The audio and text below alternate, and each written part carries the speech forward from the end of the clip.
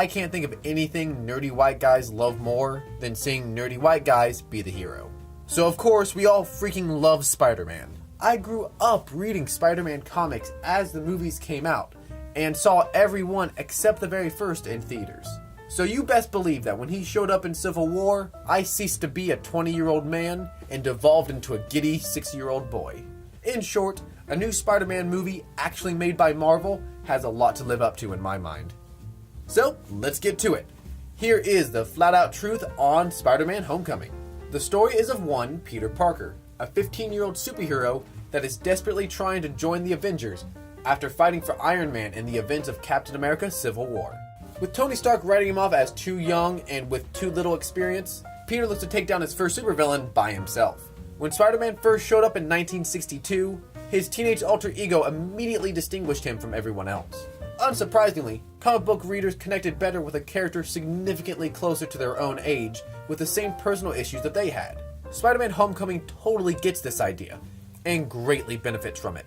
The two previous movie versions were heavily focused on Peter's love life and his relationship to the villain.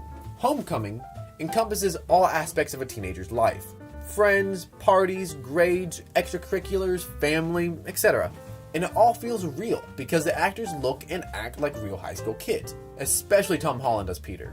The real trick, though, is that his personal life is also perfectly intertwined with his superhero life. This gives the entire movie a coherent purpose, as well as an organic flow.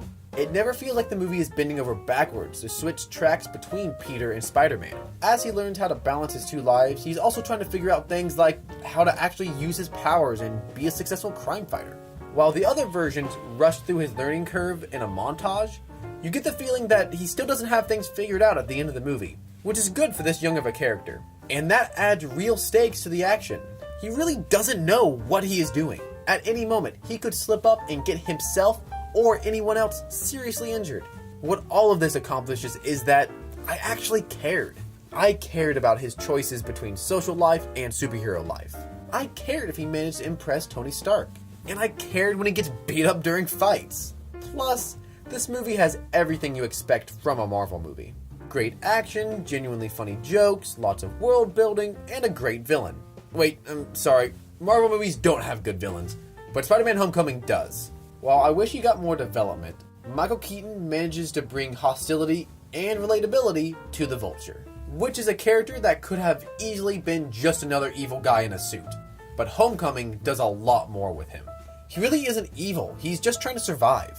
His motivations are pretty basic, and he won't completely blow your mind, but he is interesting and a lot of fun to watch. And this is a step in the right direction for Marvel villains. There really isn't anything that big of a deal that I don't like about this movie. It starts off a bit slow, and sometimes the movie focuses too much on the tech suit that Tony gave Spider-Man, but these aren't really that big of a deal. But the first viewing was so much fun that I didn't even care, man. Spider-Man Homecoming is exactly what a Spider-Man movie should be. It understands the character. It does a great job of mixing the character drama with the crime fighting. And it is all just so much fun to watch.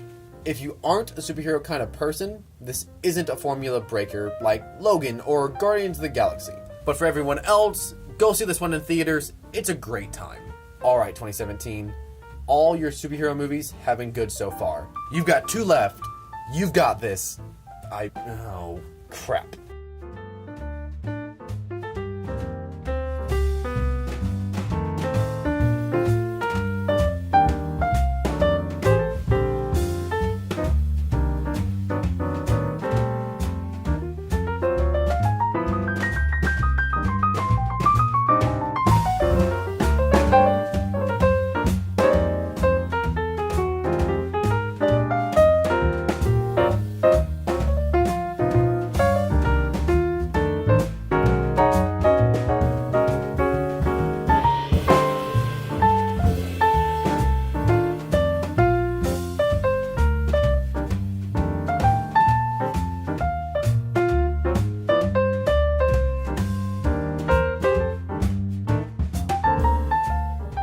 While I wish he got more development, Michael Cannon, oh